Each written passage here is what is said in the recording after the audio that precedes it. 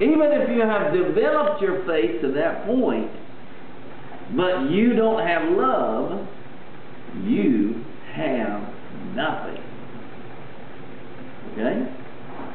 Well, that's kind of sobering words, especially for a lot of the Word of Faith movement, because we do concentrate on faith, exercising faith, because faith is so prevalent in the Bible, so important. What you believe is vital in your life. However, if you do not exercise and practice and nurture love, godly love in your life, you can have all the faith you want, and the Bible clearly says, no good. Nothing. Verse 3. And though I bestow all my goods to feed the poor, and though I give my body to be burned, a martyr, and have not love, there's no profit in it. That's pretty strong. In other words, I could raise up a ministry feeding poor people, but if I'm doing it for a business or as a gimmick or any other motive other than pure love for those poor people, then I'm missing the boat. It does not bring me any profit. Verse 4 says, describes what love really is. Love suffers long. Well, look at Jesus. How long did he suffer with me before I finally said, okay, Lord, a stupid prayer, I want to, help me to want to know you, because I'm too stupid to even want to know you. How patient he was with me. How long he suffered with me before finally, he can't take authority over my will, but he can create conditions and circumstances that will cause me to be conducive, to want to get them, do his will. And that's what he did, and that's what he does. So, how long did he suffer with me? How long did he suffer here on earth at the cross? That's pretty drastic. Love suffers long. Love is kind. What does that mean, love is kind? How would you give me an example of that? Doing something for somebody in a little game. Okay, that's a great thing. What about feeding the poor? What about, is that kindness, would you say? Yeah. What is another thing? That's good. What's another one? You might think of another one? What's an act of kindness you could do in your daily living here? What's an act of kindness? See somebody left something out there in work project and you don't want them to catch a ride or put it away from them. Okay, very good. Very good. Anybody else? See somebody get hurt, go over and help them. All right, very good. Very good. That's good. Acts of kindness are important because what you're doing is putting somebody before you, right? You're laying down whatever you're doing and going to them to assist them in some manner. Maybe it's financial, maybe it's assistance, physical, it could be a lot of different ways. Love suffers long. In other words, doesn't push its own way. Love is kind. In other words, love is in the business of helping. Love envies not.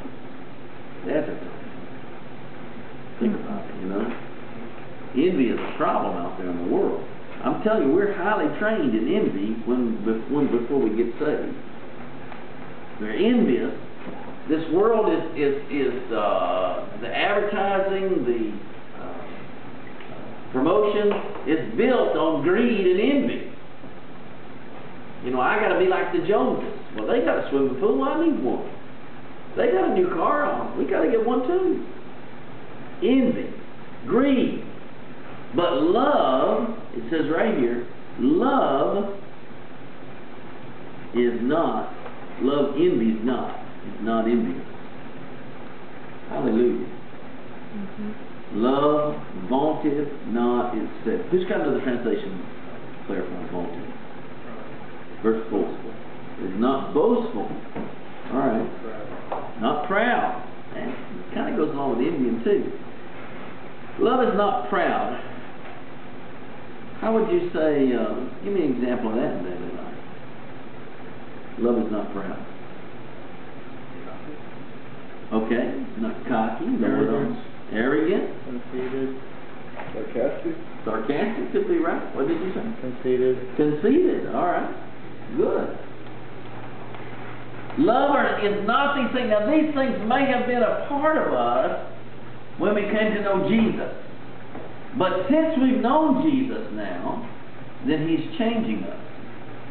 And the way He changes us is by exposing these things that are in our life so that we can deal with them and get them out. Why?